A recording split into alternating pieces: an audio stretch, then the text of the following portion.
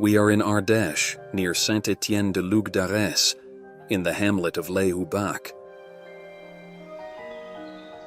At the beginning of the summer of 1764, Jean Boulet walks alone in this isolated countryside, far from any dwelling, when suddenly, an unfortunate encounter marks the beginning of a long series of mysterious attacks.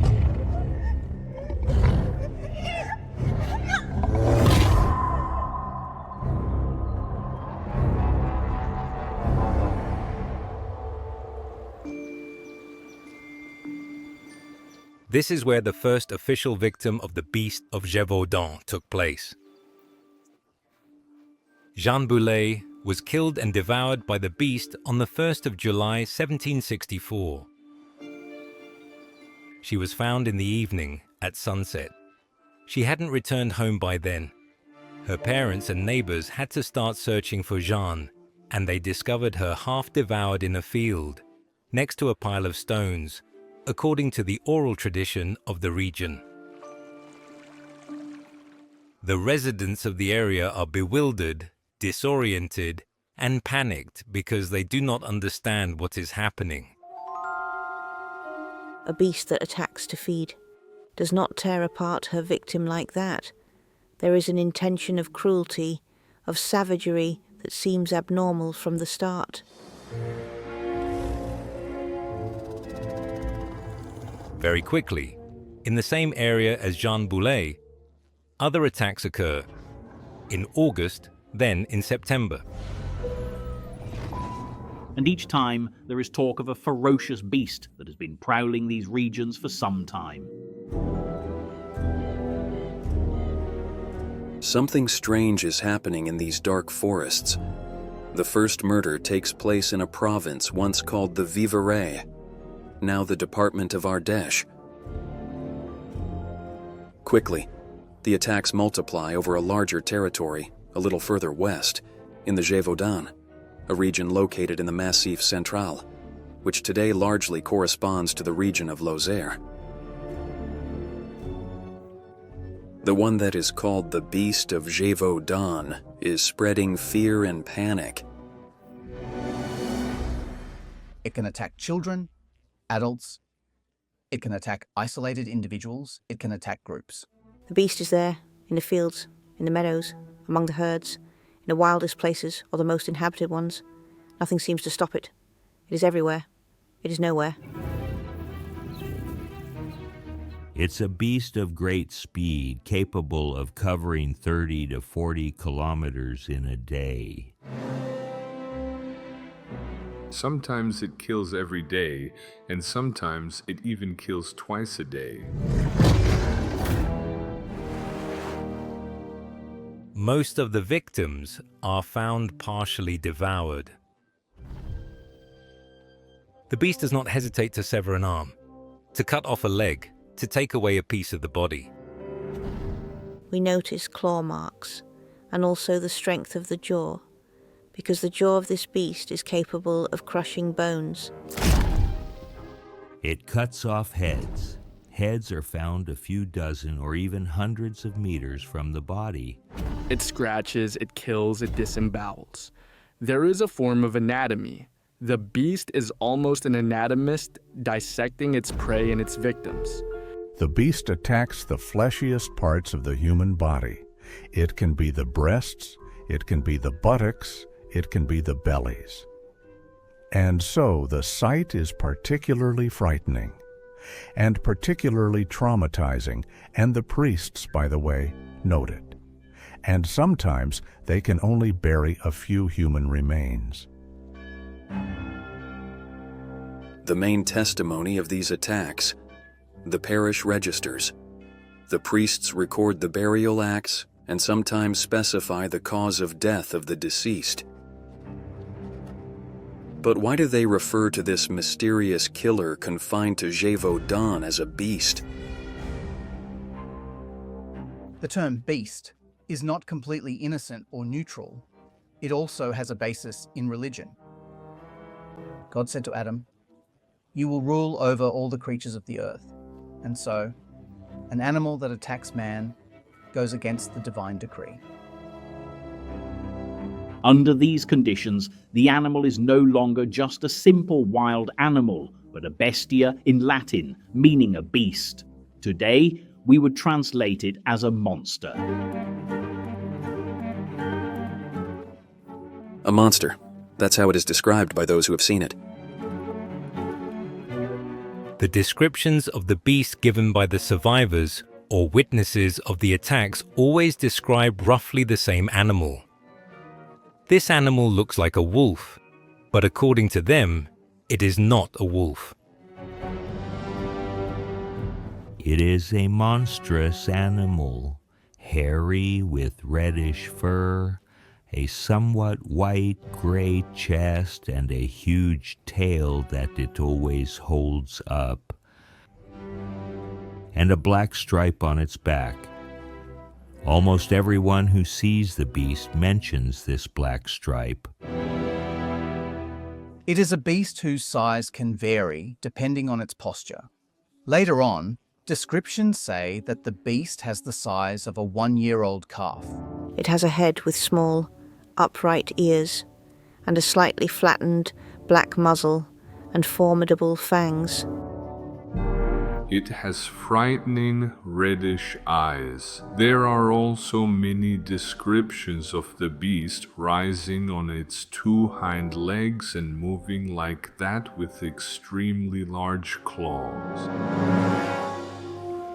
And then, when it attacks, it lets out terrible growls, very powerful, very deep, and it doesn't match anything known.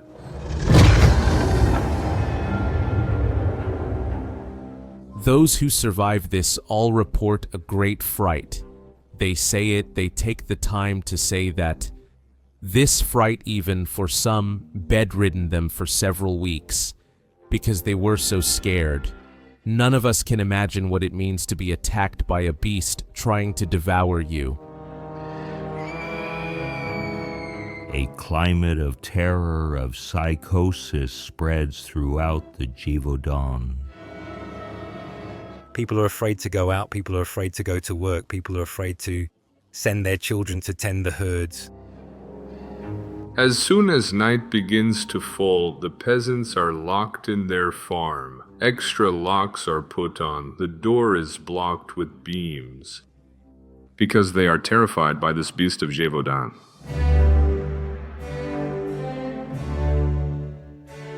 Terrible events that quickly resonate all the way to Versailles, to the king's court. We are under the reign of Louis XV, who is the great-grandson of Louis XIV.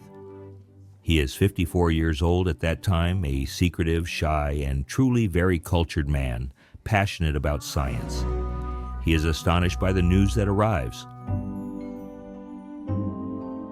We are in the age of enlightenment. It is the century of reason embodied by philosophers like Voltaire, Rousseau, Diderot, and many others. Alongside the values we all know, such as tolerance, freedom of thought, and religious freedom, advocated by Voltaire, for example, but embodied by all these people, there is also a scientific epistemological dimension. There is a desire to classify, to organize, to describe. We seek to decipher the mysteries of nature. And this savagery from one of the most peripheral regions of the Kingdom of France hits full in the face, creating a cultural shock that immediately interests the public. It fascinates, it excites the imagination simply because people of the time questioned the identity of the beast. Is it a wolf? Is it a monster? Is it an exotic beast? Did it associate with humans? Did it not associate with humans? How does it behave with other animals? We do not know any of that. It is the most mysterious animal in the history of France.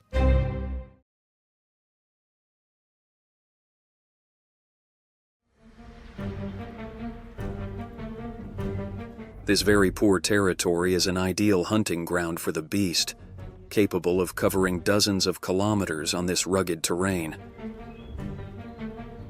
There are small mountains, rather deep valleys, rivers, and many forests. It is a very wild region. The land is a vector of this harsh life. One must think of the winters with a lot of snow. It's cold there, and the peasants of this region have to face all this harshness of the land. They are very far, of course, from Versailles or even from the Society of the Enlightenment and the salons. Most people are illiterate. They speak the dialect, they won't understand French. You have to survive in Gévaudan, and so you have to produce your rye bread. People live from the land, mainly from cattle farming, cows, and a bit of button farming. This breeding territory is also frequented by the wolf. At the time, there are between 300 and 400 specimens that occasionally attack a sheep or a calf. The peasants know that it is a cunning, intelligent, but fearful animal. You can scare it away by tapping on its hooves. You can scare it away by threatening it. If the wolf is an animal easy to drive away, the beast, on the other hand, seems immune to threats. Its preferred prey remains the peasant who spends his days in the field. Like the inhabitants of Apshire, this hamlet in the north of Gévaudan, located at the heart of the attack zone. We are in the ruins of a castle that existed in the 18th century. We are in the atmosphere in which the population of Apshire lived, where there was a victim of the beast. Each family that has some horned animals, wool animals, sends their children from a very young age, little boys, little girls of 8, 9 years old. And these little shepherds are very numerous in tending the family livestock. These children, specifically, the age group 8 to 15 years, make up 2/3 of the victims of the Beast of Gevaudan.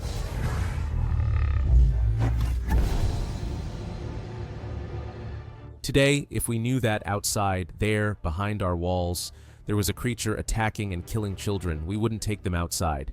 At that time, they continued because it is a country of great poverty, because it is unthinkable not to take the animals to the field. The nobles and hunters of the region therefore organize hunts, but without success. In September 1764, a young 32-year-old soldier then offers his services, Captain Duhamel. Captain Duhamel is a methodical, well-organized man. You can rely on him for his ability to organize a hunt. He is described as full of zeal and intelligence. The authorities think he is the right man to kill the Beast of Gévaudan. Captain Duhamel commands a detachment of 57 dragoons belonging to the Regiment of Volunteers from Clermont Pass. At the Invalides in Paris, the Army Museum displays in its collections some objects similar to those used by these soldiers.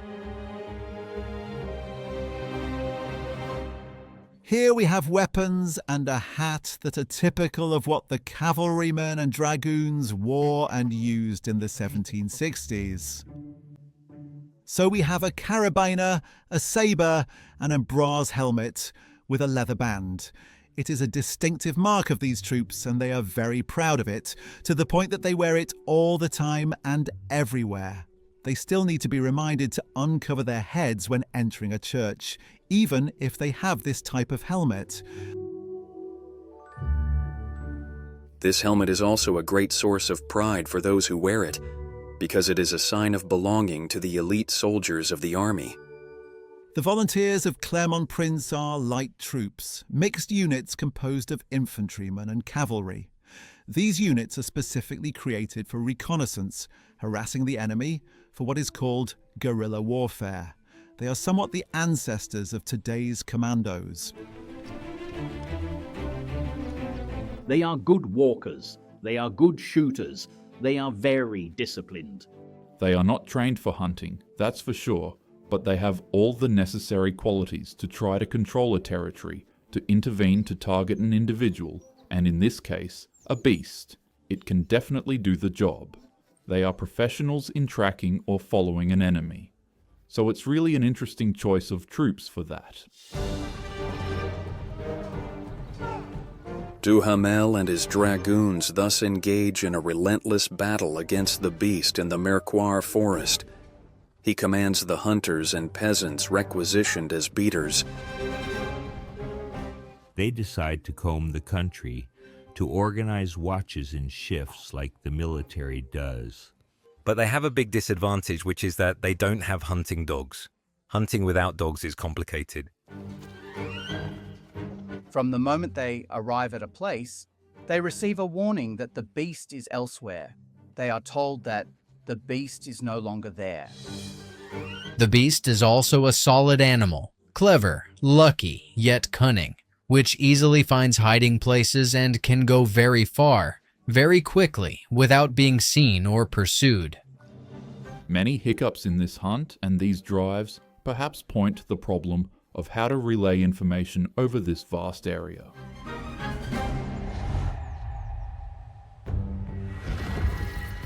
Starting from November 1764, the beast moves about 50 kilometers further north. Captain Duhamel now tracks it in the forests of Margeride, and on December 22nd, the officer finally thinks he is close to his goal. He is stationed in a hunt in a forest when the beast suddenly appears in front of him. While he lets it approach, two dragoons who haven't seen the captain suddenly appear on horseback and divert the beast from its initial path. Duhamel tries to shoot and misses the beast. The beast manages to cross a wall that the dragons cannot cross with their horses and escapes. So, it is a total failure that day. It has a behavior that perhaps resembles the intelligence of an animal that is not a natural animal. The hunt led by the dragons is not yielding the expected results. So, everyone starts coming up with their own little plan, their own little trick.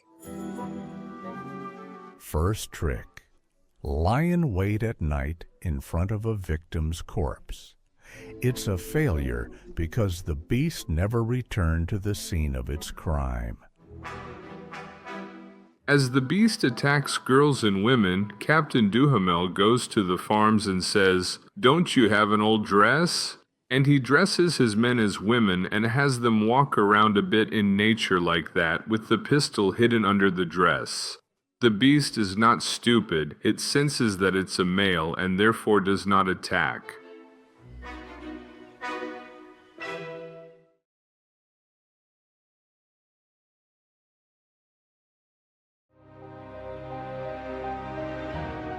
This bishop is Monseigneur Gabriel Florent de Choiseul-Beaupré.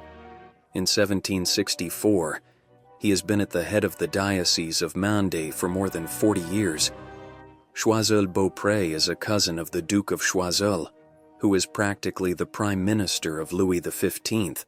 Choiseul-Beaupré is also imbued with Jansenist ideas, so there is this pessimism that drives his thinking, this idea of a vengeful and punishing God.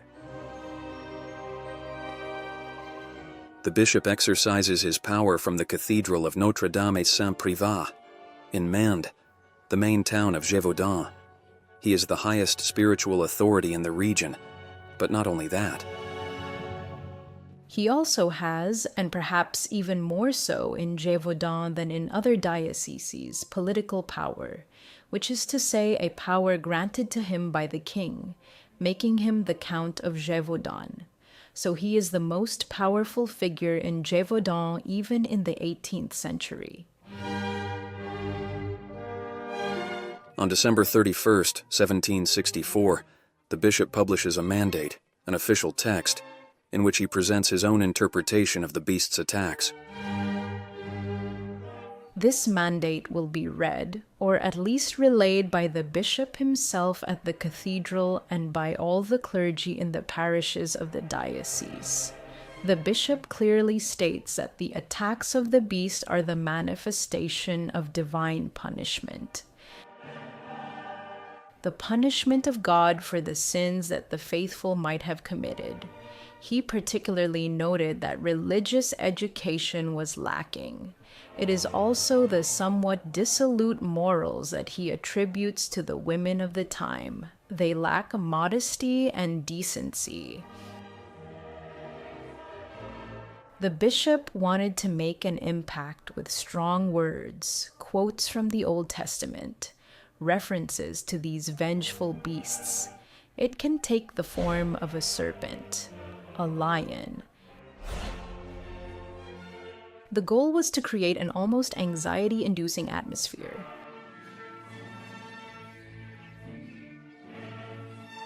The Bishop of Mende takes advantage of the situation to bring this population back to the Church's righteous path.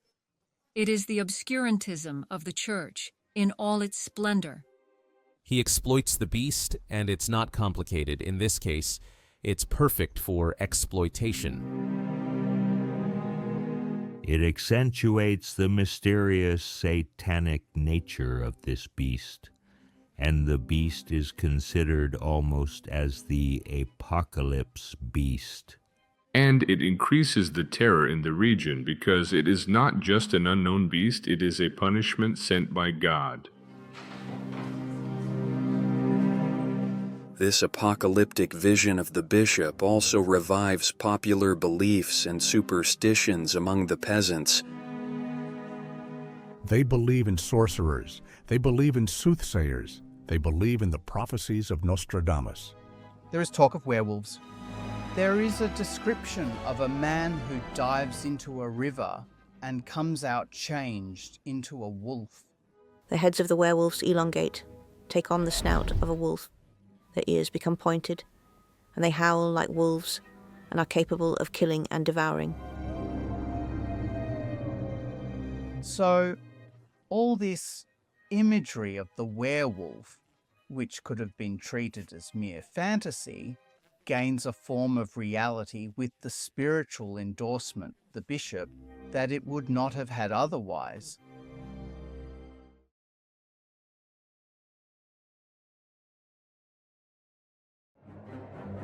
In this climate of terror, Captain Duhamel and his dragoons are increasingly under pressure. The officer therefore organizes a gigantic hunt in February 1765. The figures from that time vary between 20,000 and 30,000 people mobilized. It would be the largest hunt ever organized in the world for a wild animal. To succeed in his mission, Captain Duhamel draws up a precise and meticulous battle plan like this one, which is kept at the National Archives in Paris. This circular shape is characteristic of hunts. Its goal is to define a hunting area and literally encircle it. The beaters stand all around the perimeter. They are symbolically represented by the small black lines we see here all around. Gradually, they move inside the circle. The goal is to flush out the beast, that is, literally to make it come out of the woods. The beast finds itself pushed towards the line of shooters waiting in ambush. They are positioned here, as seen on this straight line. And in fact, their role is to be as silent as possible, to wait for the beast and kill it. And we also have small notes indicating area frequented by the beast, area where the beast is often seen.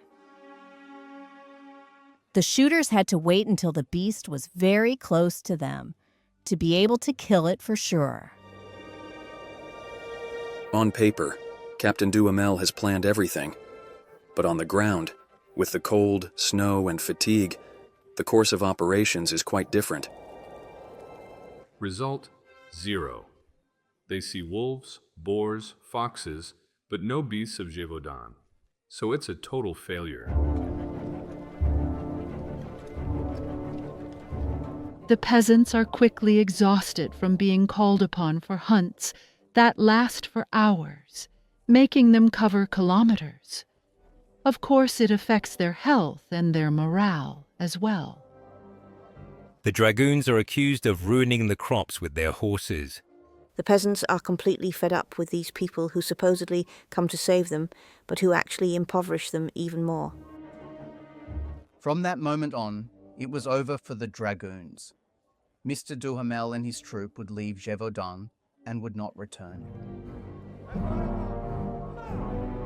On April 7th, 1765, the day the dragoons departed, the beast killed a young woman aged 16, Gabrielle Pellissier.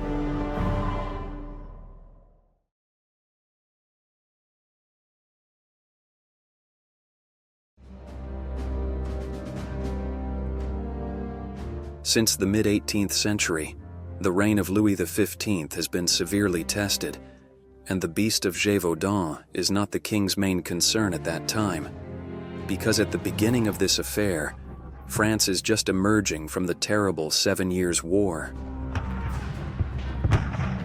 It is a war that took place from 1756 to 1763. That year, France allies with Austria and Spain against England and Prussia.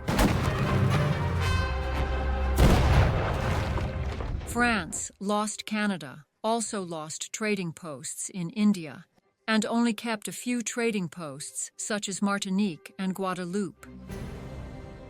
It's a great defeat. It's the loss of the first French colonial empire. And Louis XV is frankly unpopular at that moment. It's been a long time since Louis XV lost his title of the Beloved. He is viewed with suspicion by some of his subjects.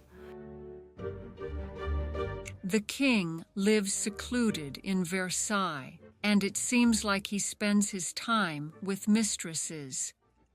It feels like he no longer takes care of his people and is far removed from the affairs of the kingdom. On their side, the gazettes are lacking information. Since the end of the highly publicized 7 Years' War, these newspapers are on the lookout for any story that could once again captivate their readers and boost sales, like this strange story of the Beast of Gévaudan. The letters arriving in Avignon, where there is a major newspaper called Le Courrier d'Avignon, show that there is indeed a news item very suitable for media coverage. And Morenas, the journalist who created Le Courrier d'Avignon, which is the equivalent of today's Midi Libre, seized the opportunity to write a first article by exaggerating the number of deaths, injuries, and the dramatic intensity of the event. Very quickly, this news takes on a national dimension thanks to another newspaper, La Gazette de France. La Gazette de France is one of the 3 official newspapers in France at that time. It is a page folded in 2. So there are 4 pages of text in 2 columns. It directly announces news of all types: political, diplomatic, royal births, and rare anecdotes. Because it is an austere newspaper, a pure news journal. So, in the Gazette of Friday, November 23rd, 1764, we can find the article that ignites public curiosity. We can read, "For 2 months now in this province around Logogne and the Mirecourt forest, a wild beast has been spreading consternation throughout the countryside. It has already devoured about 20 people, mostly children and particularly young girls, etc." So, La Gazette de France allows for the story to spread throughout the country. The affair of the Beast of Gévaudan is an unparalleled boon for the journalists. It's a sensational story. It's a story that interests the public, and so they make considerable efforts to cover the event. In 1 year, about 100 articles are published. It's enormous. It's a true serial that keeps its readers in suspense. The gazettes are not the only ones stirring the public's curiosity. This collection, preserved at the National Library of France, is the result of the meticulous work of Gervais François Manier de Marolles. This contemporary chronicler of the beast gathers not only the majority of the publications of the affair, but also its frightening engravings. The people do not necessarily read. Literacy is far from complete, and it is these images that strike the minds. They are extremely spectacular in their design, sometimes very simple black and white engravings, line engravings, but sometimes they are hand-colored. The beast is always represented with its mouth open, bloody. Here, we really have a massacre of devoured bodies. We see it at work, quote-unquote, and these images stroke the minds. Most of these prints are made on Saint-Jacques Street, which is the busiest street in Paris, and one can imagine that hundreds, thousands of Parisians see them every day. They therefore spread the images, in the literal sense, of the beast, far beyond Gévaudan, far beyond the court of Versailles, Paris, France, and beyond. In these prints, one detail is intriguing. To designate the ferocious animal, a name appears repeatedly: the hyena. The hyena has a reputation for being a cunning animal with powerful jaws, as I believe it is the canine with the most powerful jaws in the entire animal kingdom, and I find it perfectly natural to attribute an exotic character to the hunting methods of this Beast of Gévaudan, which seems very cunning and strategic. A hyena remains a monster from another continent. This exotic animal, perhaps still unknown to the general public, is already meticulously studied by the greatest naturalist of the time, Georges-Louis Leclerc de Buffon. The National Museum of Natural History possesses one of the first copies of the major work by this steward of the Royal Garden of Plants. Here is one of the most remarkable works of the 18th century. It is The Natural History, General and Particular, by Count de Buffon. This work is a true bestseller. After the Encyclopedia by Diderot and D'Alembert, it is the great publishing success of the 18th century in France and Europe. It is an encyclopedia in 36 volumes. It begins with a description of the history of the Earth, which, according to Buffon, is 75,000 years old. Then there is a description of the history of humans, and then there are the quadrupeds, followed by the birds and the minerals. Volume 9 of this work is dedicated to exotic animals. Buffon devotes more than 30 pages to the hyena, a detailed description made possible by ancient texts and the dissection of a dead specimen. As soon as Buffon begins his description of the hyena, he is careful to distinguish it from the wolf. He notes that the hyena is about the size of the wolf and has some similarities with this animal in the shape of the head and body.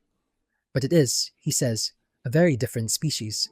And Buffon also explains that the hyena is much more dangerous and much fiercer than the wolf. He says the hyena defends itself against the lion, does not fear the panther, and digs up the corpses of animals and humans in the countries it inhabits. As Buffon describes it as bolder than the wolf, people imagine that possibly we are dealing with a hyena. Afterwards, it's hard to imagine that an animal from a hot country could thrive in Gévaudan, where there is really abundant snow, where it's cold, and that it would have arrived without anyone noticing. Incognito. It seems rather unrealistic. In contrast, the news from Gévaudan crossed borders by the end of the year 1764, and in the world, Louis XV is not necessarily shown in the best light. So, the affair of the beast becomes political. It must be noted that the Beast of Gévaudan highlights France's weaknesses, and under these conditions, rivals or foreigners, notably England, take the opportunity to joke extensively. Even in the American colonies and as far as Boston, they revel a bit in the Beast of Gévaudan, which France cannot manage to get rid of. The English publish ironic anecdotes, claiming that the beast defeated an army of 120,000 men, devoured 25,000 soldiers before being killed by a cat. Ultimately, this beast continues the work of France's enemies and shows, if there was any need, that the French armies are anything but invincible. It's a way to ridicule Louis XV, monarch by divine right. And in fact, I think that if the gazettes hadn't really mocked Versailles, I'm pretty sure that Versailles would not have acted for the Gévaudan affair.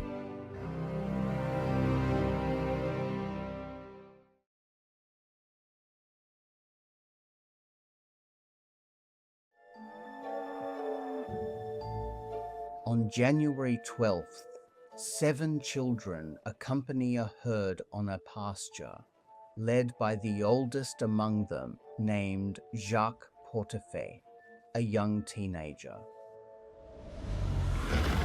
And all of a sudden, in broad daylight, the beast arrives. It's huge. It growls. The children are terrified, and it ends up grabbing a boy by the skull, by the head. A very quick discussion among the children. Since the beast is leaving, should we take advantage of it? We go home, and then it's unfortunate, but we only lose one from the group. Jacques Portefaix makes the firm decision.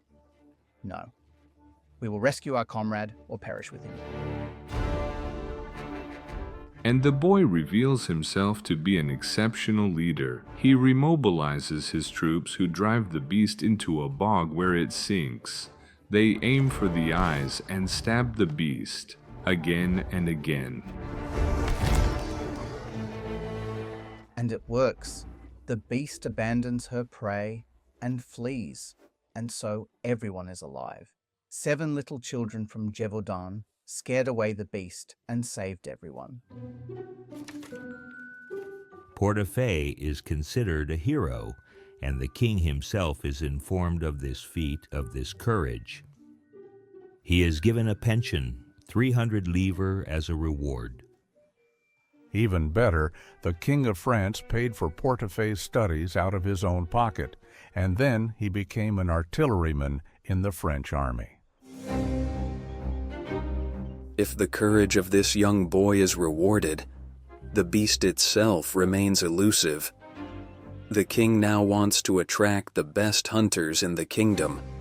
To do this, the head of the ferocious animal is spectacularly priced.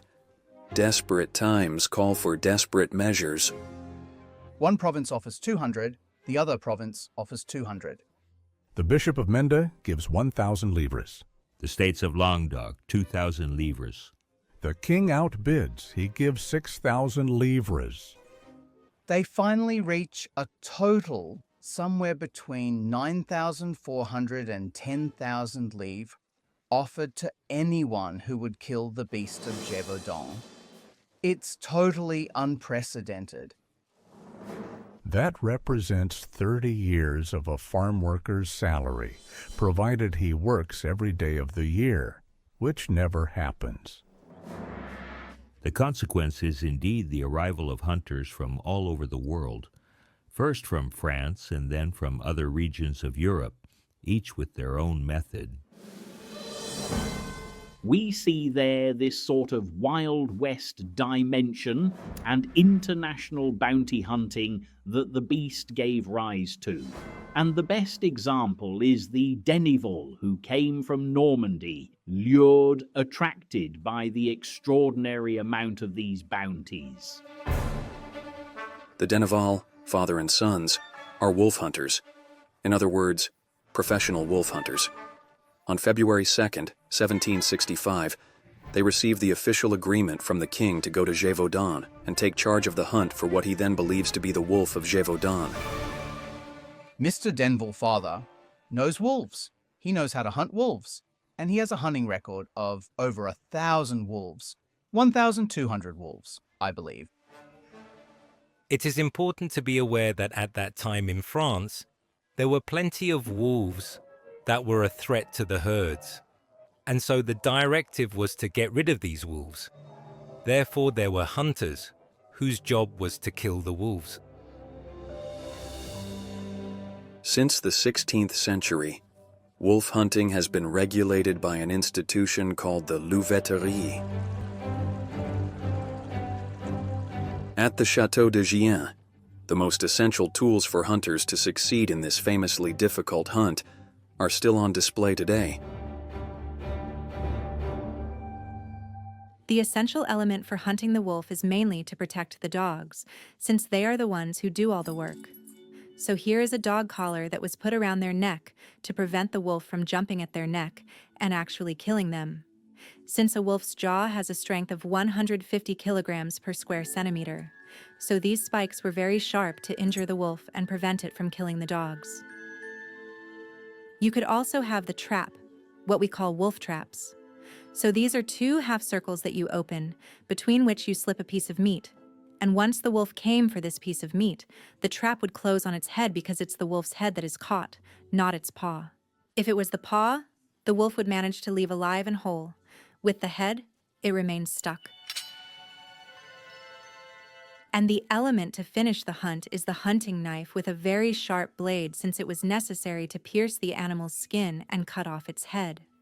So on the wolf hunter's knife, you find the heads of the dogs on the pommel because they do all the work.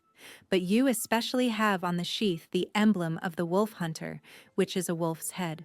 So this is really a knife that was used in hunting. And next to it, you have the ceremonial sword that was used with the ceremonial outfit, the wolf hunter's attire, when they presented themselves to the provincial stewards to receive the bounty following the wolf hunt. It should be known that wolf hunting is very physically demanding. It is very complicated because the wolf is very fast. The wolf has an extremely developed sense of smell, so it is a difficult hunt to conduct. Additionally, it is a violent animal when tracked and can more easily harm dogs than a deer can.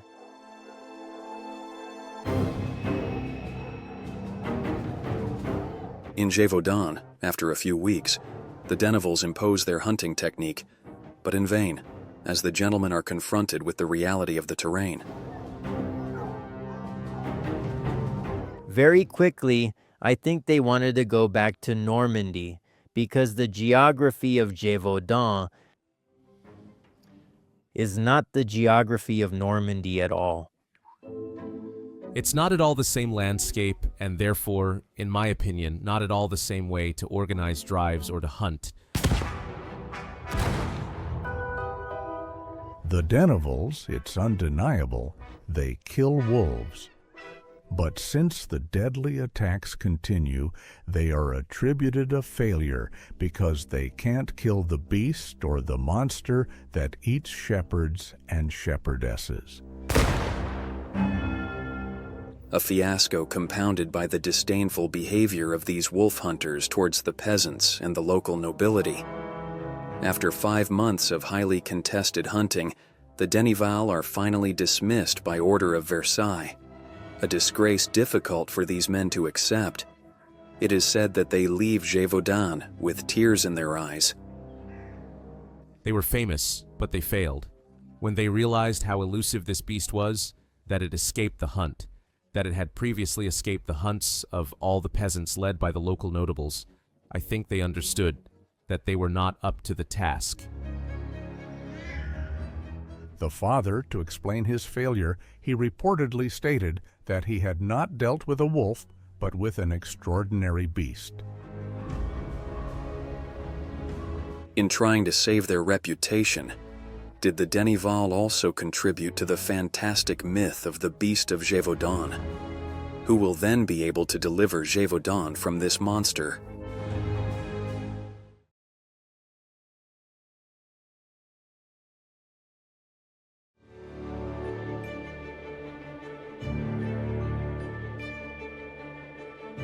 If the hunt for the beast is a subject to which Louis XV is particularly attentive, it is because hunting holds an important place in the life of the sovereign, and this has been the case since his early age. Louis XV, like his ancestors, is a hunter who spends several hours almost every day hunting. Hunting in France, under the Ancien Régime, is much more than entertainment. It is a true political passion, almost a way of life. The life of kings is really inseparable from hunting. The Château de Fontainebleau reveals to us the most beautiful hunting paintings created during the reign of Louis XV. The sovereign commissions numerous scenes from the painter Jean-Baptiste Udry.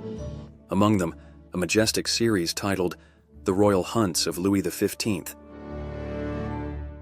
The Royal Hunts of Louis XV are a set of 8 monumental paintings, the smallest of which are about 3 meters by 3 meters, depicting the major stages, the great moments of the hunt, such as the stag hunt.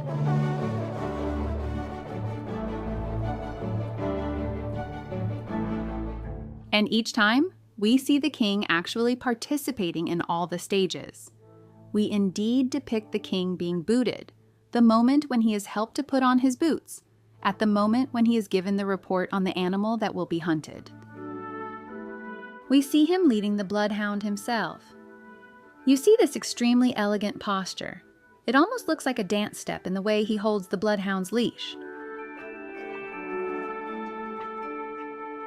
We also see him at the moment of sounding the moor in the rocks of Franchard in the forest of Fontainebleau. Louis XV is probably the best hunter in the kingdom. It is estimated that he hunted about 8,000 times during his reign. He is really known for that. For Louis XV, hunting is also a way to escape himself, to find a certain balance in his forests and to distance himself a bit from the heaviness of the court that he does not like. To escape the heaviness of the court, Louis XV had a few more intimate rooms arranged in the Château de Versailles, located in his private apartment, a place also reserved for the very exclusive circle of his hunting companions. So, we are here in the winter dining room of Louis XV, which is at the heart of the king's inner apartment.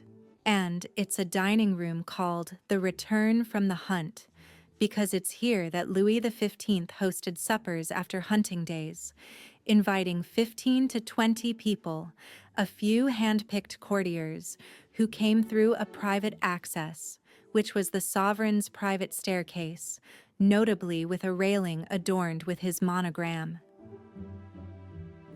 And so right next to the dining room, there is what is called the antechamber of the dogs, where Louis XV's favorite dog slept, which is also decorated with a magnificent sculpted frieze depicting hunting scenes. And all these rooms overlook the courtyard of the stags, which is decorated with sculpted stag trophies with antlers that came from royal hunts. There is always a certain conviviality related to hunting, and so these suppers were the most anticipated moment of the hunting day. The conversation was relaxed, more intimate, by the way. The memoirs tell us that Louis XV, knowing his guests perfectly, was less shy than usual, much more at ease, and participating, as they said, in the king's little suppers was the most sought-after favor at court. It is within the even more restricted circle of these loyal hunting servants that Louis XV believes he can find the right person to rid Gévaudan of its beast. This heavy responsibility falls to François Antoine. He enjoys the king's great trust thanks to his position as the arquebus bearer. The king's arquebus bearer. His title is almost literal, meaning he carries the king's gun, he organizes the hunt. Monsieur Antoine claims to have saved the king's life several times, so there is also a small aspect of protection, almost like a bodyguard. But it is also a friendship. The two share the same passion. François Antoine is almost 20 years older than Louis XV. He is an almost tutelary figure. He is the big brother in a way that Louis XV never had. In this case, unless he goes down himself with his rifle to Gévaudan, Louis XV really sends the person closest to him in terms of hunting. And it shows Louis XV's willingness to commit. Here, he is personally involved, so he has an obligation to succeed. If Antoine fails, it is Louis XV who will be affected. It is essential that he kills the beast. On June 22nd, François Antoine and his hunters set up their headquarters near Montmouchet, located north of Gévaudan. And without further delay, the men discover with horror the damage caused by the beast. No fewer than 3 attacks are reported, just in the last 24 hours. The timely arrival of the king's men is then seen as a great relief for the peasants. François Antoine is someone very popular from the start, as he pays great attention to the local people. He organizes hunts only on Sundays to not disrupt farming work. He gains the sympathy of all the nobles in the area, as he has the prestige of the court of Louis XV. So, he is well regarded from the beginning. But the weather works against him, because the summer of 1765 is very rainy and thus hinders the smooth progress of the hunts, and he loses a lot of time.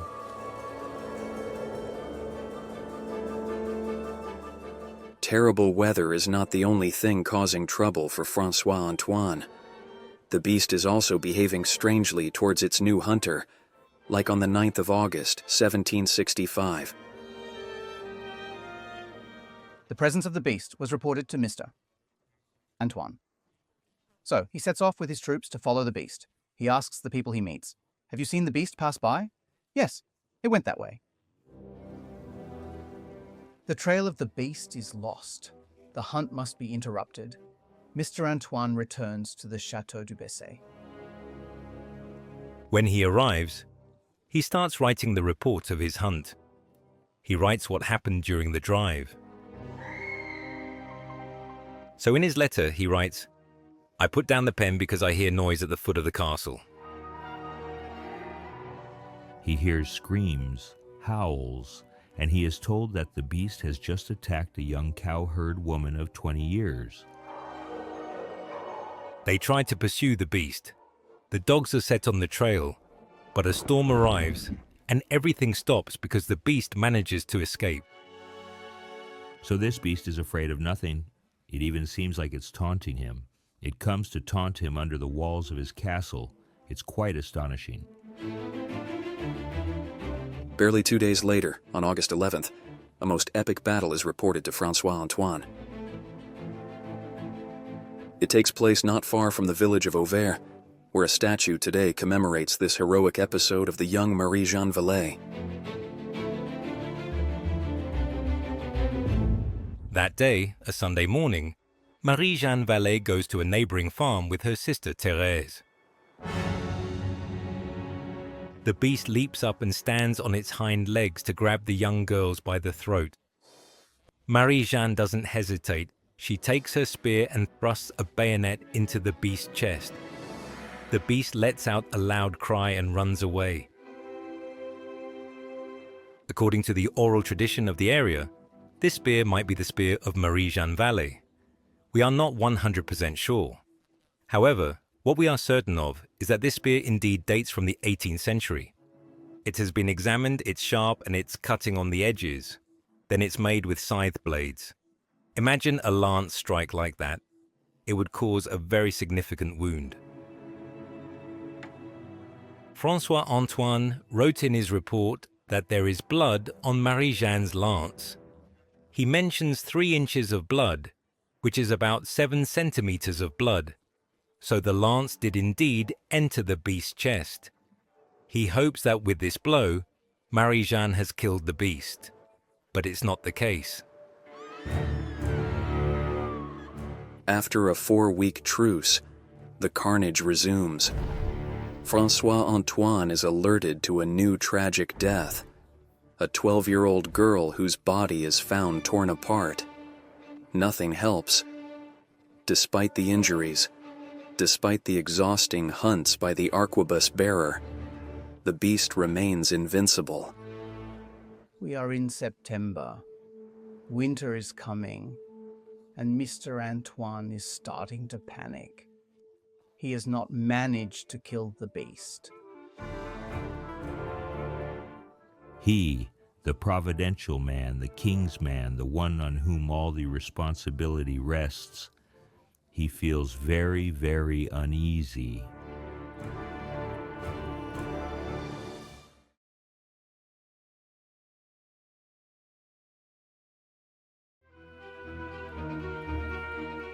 On September 19th, François Antoine arrives here, on the banks of the Allier. He is informed of wolf attacks on the herds in the woods of the Royal Abbey of Chazes, of which only this chapel remains today. If no human victims were to be noted in this area, for the arquebus bearer, this new trail seems serious enough.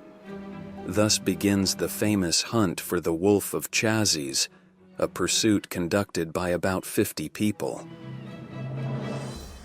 So, everyone is stationed in the woods of the Abbey of Chazes. The dogs are released. The dogs pick up the trail of the wolves. François Antoine is positioned at a crossroads of paths, and suddenly he sees what he takes to be a large wolf coming towards him. So he raises his rifle and shoots. The wolf receives the bullet in the right eye and collapses. Antoine starts shouting "Halali," meaning death of the game, but the wolf gets up and comes towards him. So François Antoine tries to reload his weapon quickly, but he can't. Fortunately, a guard heard what was happening and fires a rifle shot. The wolf measures 25 spans, says the report, and it falls dead. And this wolf, for it was indeed a wolf, is immediately recognized as being of an exceptional size. So obviously this achievement is attributed to Antoine. It comes at just the right time. But François Antoine's achievement also raises questions. Why would the man-eating beast be in these woods, far from the latest attacks? Is this exceptional wolf really the Beast of Gévaudan? In the hours following this providential hunt, the arquebus bearer wants to clear up any doubt. He has the animal examined and, above all, asks the survivors to identify their attacker. The witnesses are summoned to identify it. And so Marie-Jeanne Vallet, who saw it up close, comes on the 21st of September to see it again and confirms that it is the same beast. The autopsy of the wolf from Chazes, which is conducted afterward, reveals that this wolf is indeed extraordinary in size. 190 centimeters long, 80 centimeters in height. A large wolf weighing 130 pounds, that is nearly 65 kilograms, when the children or women who are attacked weigh only 20, 25, 30 or 35 kilograms. So it is indeed a terrifying aggressor. On the other hand, no human remains are found in the stomach of this wolf. Bones that are sheep bones are found, but no human bones. Despite this last troubling detail, they decide to stuff this hunting trophy to send it to Versailles and present it to the court. Cautious, François Antoine prefers to stay in Gévaudan. Antoine, in the letters we have from him, does not clearly say, "I killed the Beast of Gévaudan." He says, maybe this is the beast. And to know for sure, the only solution is to wait. And that's what he does. He waits. During this entire period when Monsieur Antoine stayed in Gévaudan, there were no attacks, and he ended up convincing himself that it was indeed the beast without having absolutely tangible proof. But what more tangible proof could have been provided than an extraordinary large wolf killed and no more attacks since? I think that Mr. Antoine, in all good faith, said to himself, "That was intense, but I have completed my task. I'm going back." After more than 4 months of tracking, François Antoine leaves Gévaudan for good at the beginning of November. Sometime later, Louis XV offers him the privilege of adding a dying wolf to his coat of arms, thus symbolizing his victory over the Beast of Gévaudan.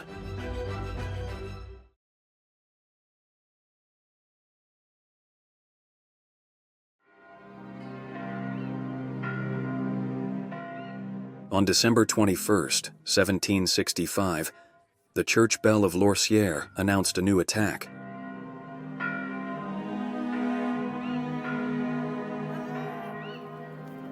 The body of an 11-year-old shepherd girl is discovered in a field in the commune.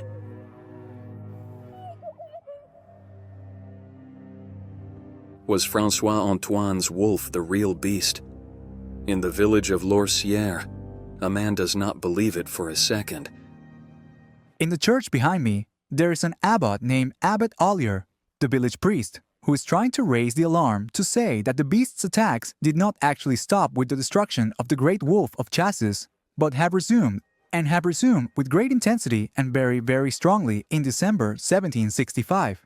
He really wants to alert the authorities and protect his population. He thus writes a letter addressed to the local representative of the king. In it, he reports the 5 attacks he recorded during the autumn and accuses François Antoine of deception. They deceived both the court and the people by saying it was a wolf. He says it's a monster, a carnivorous beast, a voracious beast, to show that it cannot be killed, that it is unassailable, unstoppable. The priest Ollier is treated by some of his correspondents as a perpetual writer who never stops writing complaints. In his letters, he has a clear objective. He demands money for the people who were attacked, so they must be compensated for that. It's a self-interested alert.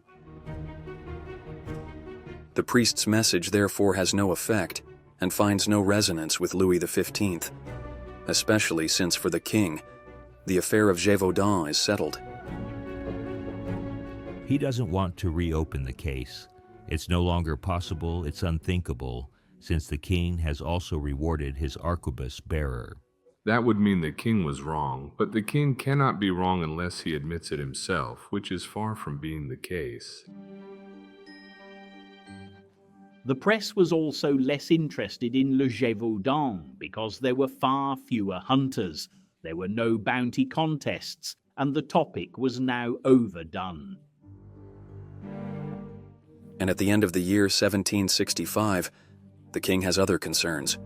He has just lost his only son, Louis Ferdinand, heir to the throne. The Dauphin died on the 20th of December from tuberculosis at the age of 36, after a long agony at the palace of Fontainebleau. The palace houses a painting by the artist Louis Lagrenet, which evokes this tragic and premature death. Louis Ferdinand is depicted on his deathbed. You see the pallor of someone who will soon die, the mouth slightly open, about to truly exhale that last breath. His grieving wife is already turning away. And then you have his children around him. Holding the small crown of 15 stars above, it is the Duke of Burgundy, his eldest son, who died in 1761, and who will thus welcome his father with him into immortality. And around, you have 3 little boys, 3 future kings of France, the Duke of Berry, future Louis XVI, the Count of Provence, future Louis XVIII, and the Count of Artois, future Charles X. All 3 around their father who is dying. And then this weeping female figure, it is France, the allegory of France lamenting over this young prince of 35 years, who throughout his life remained only on the steps of the throne.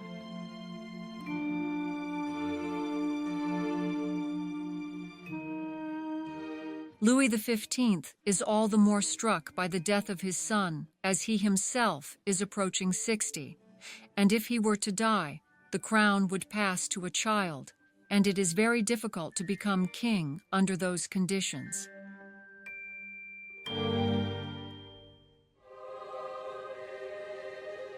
While Louis XV looks elsewhere, the people of Gévaudan can only rely on themselves to get rid of the monster. And as the attacks intensify in the spring of 1767, they call upon Providence. We are next to the Notre-Dame des Tours chapel.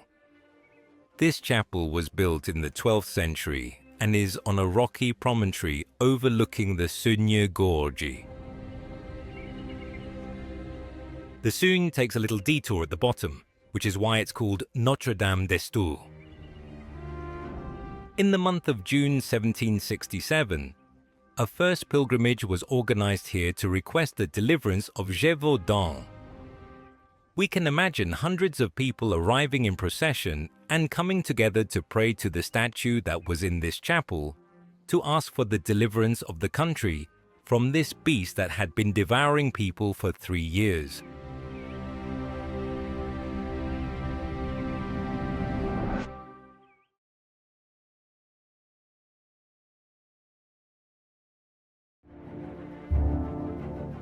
This savior is Jean Chastel, a peasant from Gévaudan, who also happens to be an innkeeper, and he has a well-established reputation in the region. He has a bad reputation because he's a bit of a poacher, a bit of a bad boy from the village, but he's not a bad guy either. There are plenty like him all over France. We also know that he is a hunter, specifically a wolf hunter, and that he is a good hunter. He's the big mouth around here. In the testimonies, he doesn't have weak character. He's a strong man. Jean Chastel was literate. Unlike most of his contemporaries who could not write, he wrote his name with a very beautiful signature. Jean Chastel is also a pious man, and he stands out during a pilgrimage in June 1767. Jean Chastel takes bullets out of his handkerchief and asks the priest to bless them.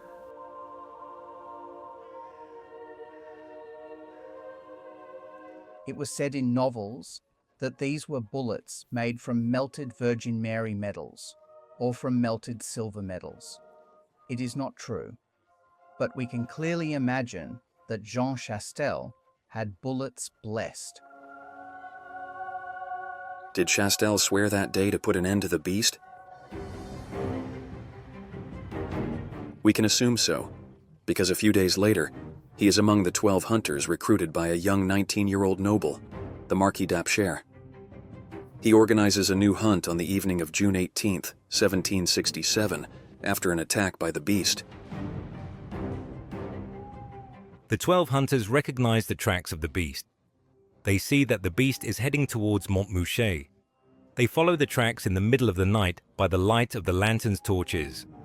They see that the beast has entered a forest called the Tenzert forest.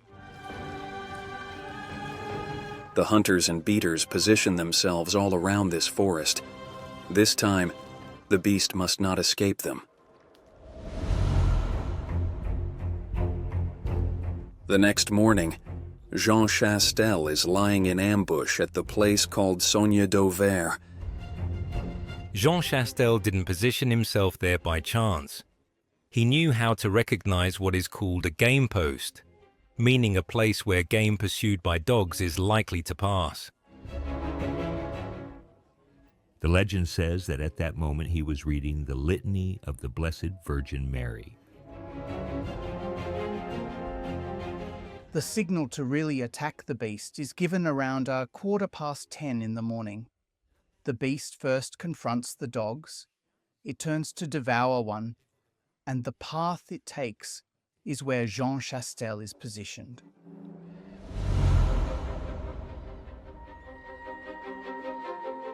And then, for a brief moment, the beast looks at Chastel, and Chastel does not move. He finishes his prayer, puts down his book, puts down his glasses, takes his rifle. He aims at the beast coming towards him and shoots. And the beast is pierced by the bullet. It collapses. See, it is dead. At that moment, he would have said, "Beast, you will eat no more."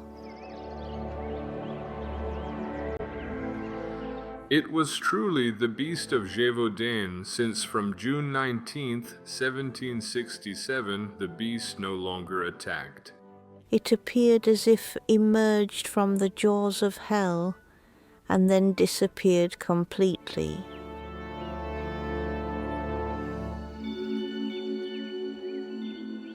The account of Chastel's spectacular victory is based on the embellished version written more than 120 years later by Abbé Porchet, the first historian of the beast. Abbot Portefaix magnifies this scene. Why? Because if the beast, as he says, as he claims, is the scourge of God, only a devout Christian like Chastel could kill this beast. However, the remains of the animal will meet a fate quite different from the wolf of Chazes, killed by François Antoine. In the summer of 1777, a servant of the Marquis d'Apcher is tasked with taking it to Paris in the hope of presenting it to the king. We are in the month of July, and we are lugging around a carcass that has only been stuffed. I leave it to you to imagine the state of this thing. This carcass was examined by Buffon in a state of stench already quite advanced. He would have said, "Oh my God, it's a giant wolf, it's a gigantic wolf." And then that's it, he left because he had no desire to get involved in what was happening in that box where it was really unbearable. To the question, do we show this to the king? The answer is no. It is out of the question to show this rotting thing to the king. And anyway, the matter has been over for us for a long time. This carcass is therefore buried. In Paris or elsewhere, no one knows. We have no skin, no bones, no teeth, no hair, nothing at all. Which means that even today, there is a mystery about what the exact identity of the Beast of Gévaudan could have been. That means that if today we were to dig a few times with a pickaxe and shovel in the right place, we could find the box to learn a bit more about the zoological nature, at least, of the Beast of Gévaudan. Of the entire affair of the Beast of Gévaudan, only one object remains today: Jean Chastel's rifle. This relic, which belongs to a private collector, is now over 250 years old. It is being filmed for the first time. This weapon has become a mythical weapon. It makes people dream because they feel a bit like part of the hunt, during which it gained a reputation that has spanned the centuries. The Marquis of Apcher had tried to bribe Chastel by asking him to let him have the honor of being the hunter who killed the beast. Chastel said, "I am the one who killed it. There were witnesses." The Marquis became more reasonable and asked Chastel to sell him his rifle, which he did. And that's how Jean Chastel managed to save his honor at the last moment. Although he never received recognition from the king, it is indeed he who, for the inhabitants of Gévaudan, became the liberator. It's a revenge, because it's a humble peasant, a humble hunter, who succeeds where the specialists have failed. The hero of the story is clearly Chastel, and he has his own stone table at the Abbey Sainte-Marie, where we can read his name. He's the beast slayer clearly, for everyone and for history. He's the one who remains.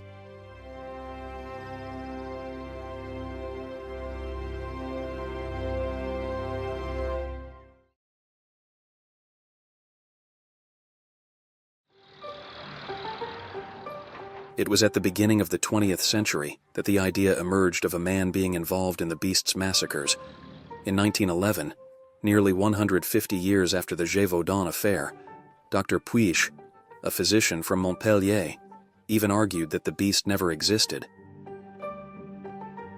This idea makes waves, but he declares, it's not a wolf, it's not an animal, it's simply a man, a sadist, a sexual deviant who disguises himself as a wolf, who wants to kill for the pleasure of killing. As a result, his personal motivations can vary. It could be political, sexual, or religious motivations. This strange thesis is, however, contested. None of the people who survived an attack reported a human being, whether a sadist or a murderer. The locals would not have been fooled by a guy wearing an animal skin. I do believe those people were familiar enough with wolves to recognize a guy with an animal skin to leap, jump over walls, and pass himself off as a beast. Dr. Pooch allowed all the authors to find there a quite interesting painting. This is what happens 30 years later. Two authors of historical novels, Abel Chevalet and Henri Pourrat, fuel the myth of the beast by suggesting in turn the involvement of a man. But this time, they cast their suspicions on a nobleman from Gévaudan, Count Jean-François de Morangiès, who had never before been subject to accusations. The Count of Morangiès, 10 years after the Beast of Gévaudan, had money problems, he had lawsuits, and he also indulged in some libertinism. So all of this intrigued a number of authors who thought, but since Morangiès had a dissolute life, it means he wasn't someone normal. So he is made out to be a psychopath who supposedly used the complicity of one of the Chastel sons to lead an animal and make it commit crimes. This Chastel son would have been Antoine, one of the 4 sons of Jean Chastel, the slayer of the beast. He is the most marginal, the one who lives in a cabin right next to the place where this beast seems to reside quite constantly. He is considered truly unsociable and unsettling. Antoine Chastel would therefore be the armed hand of the Count of Morangiès, who, according to his accusers, also had a motive. He wanted to avenge his father, a victim of royal disgrace. The father, the Marquis de Morangiès, had to surrender at Minden during the 7 Years' War, so he returned banished. And his son also bore the weight of this disgrace, and so indeed the Morangiès may express a certain resentment towards the king. For an aristocrat who was of high lineage, nonetheless, it was an unacceptable humiliation. From his castle in Saint-Alban-sur-Limagnol, the Count of Morangiès would have thus hatched a Machiavellian plot. To ridicule the king, he would have had peasants from Gévaudan massacred with the beast trained by Antoine Chastel. In the Lozère archives, there is even a letter that reveals a dark side of the Count's personality.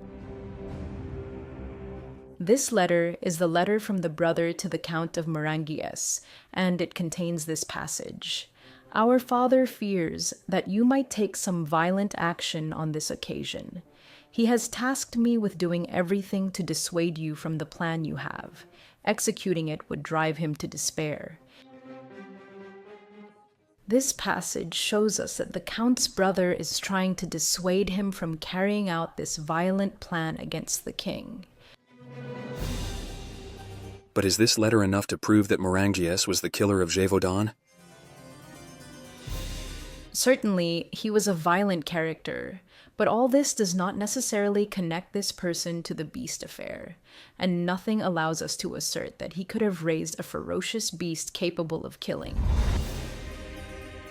The authors who rush into this breach persist in finding completely absurd correspondences to the point of completely distorting historical realities. When you read the reports of the police of that time, there is no doubt that this hypothesis does not hold up for a second. The myths that have surfaced since the beginning of the 20th century about the beast are the vision people had at the start of the 20th century of this nobility from the time of Louis XV, debauched and depraved. The guilt of Morangiès thus seems to have come from the imagination of novelists. But later, other authors once again accuse a human being in this matter by following a new lead. They suggest that the beast could have been equipped with protective armor, as it showed exceptional resistance to gunfire.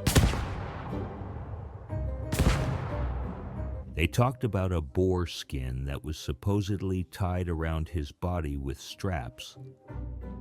Which is very clever on the part of the man who wants to keep his beast, because of course, otherwise, the peasants defend themselves. They would have quickly managed to kill this beast with gunshots, or bayonet stabs, or knife blows.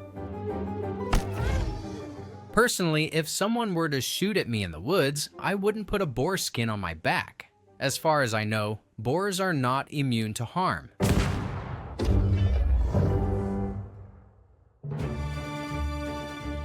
If it is not a armor made of boar skin, then why not one made of metal? Such things existed. In the 16th century, war dogs wore them on battlefields. So the beast could have worn armor of this type, or at least made with the same technologies, since this is an example for a man. Here we see the evidence precisely that it can resist bullets, a larger bullet which is from the musket, a smaller bullet which is from the pistol. And these are breastplates made of double steel with 2 layers of welded steel, but it is still relatively quite heavy. So this animal would have needed to be trained to wear it. An animal clad in armor would still have had a lot of trouble moving. It could not have escaped the hunts like the beast did. It seems very complicated. And no witness from the time ever reported that the beast had armor.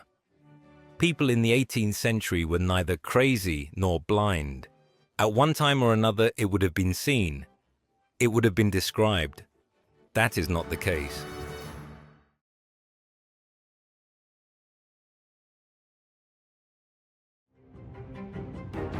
In the case of the Beast of Gévaudan, the wolf is the prime suspect for historians.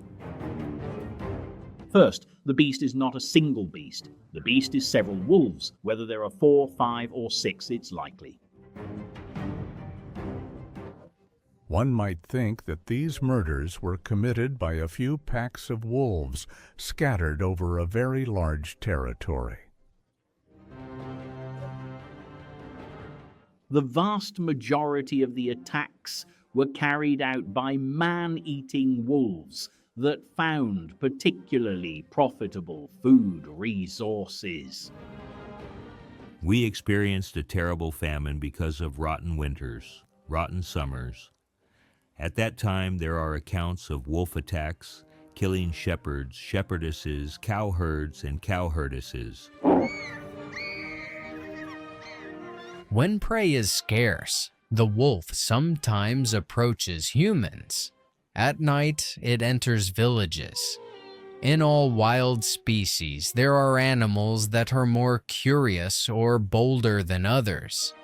What we see at the time of the Beast of Gévaudan is distressingly banal compared to what was seen with the Beast of Gâtinais in the 17th century, the Beast of Touraine in the 17th century, the Malbête of Limousin at the beginning of the 18th century, the Beast of Lyonnais around 1750. Everything shows that they were wolves.